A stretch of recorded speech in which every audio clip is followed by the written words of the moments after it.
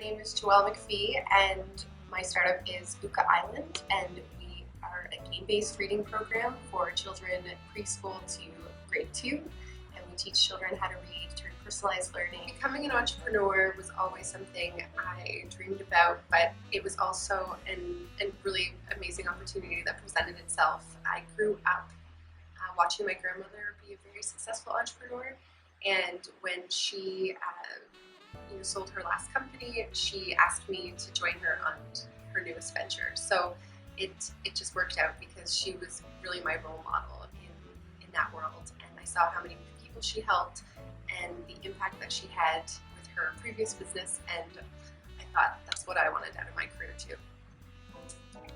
The personal qualities you need to make your startup successful, I personally think you need to have just a lot of grit in the fact that it's a slog, and there's a lot of pieces that just don't come easy, and you're learning all the time. So having that mixture of determination and perseverance is really important.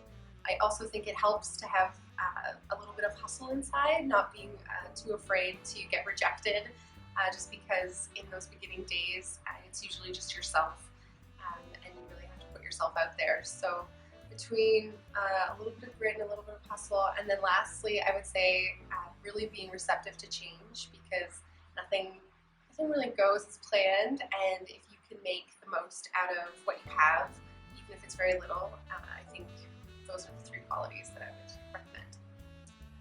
The experiences that prepared me to run a startup would have been, I was really fortunate. I worked for my entrepreneurship professor right out of university, and she was starting her most recent venture, and I kind of got a crash course in what it takes to build something from nothing, and that was really inspiring, but it also was really nice because I didn't have the risk of it being my own startup.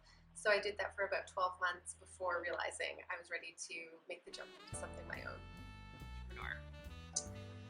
As a woman in startup culture, I've found that the challenges are so subtle, but they exist, and I think they're important to continue addressing.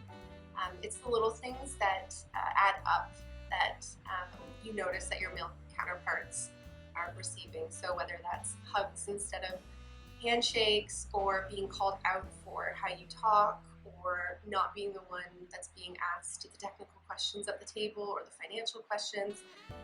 I think those kind of grind on you day after day, and until you actually say something and address it, they can wear you down. So I think I know I'm very lucky. I work with mostly women and a few really great men that don't really subscribe to that kind of nonsense, but I do understand that it's still a challenge for a lot of women, especially in really male-dominated startups.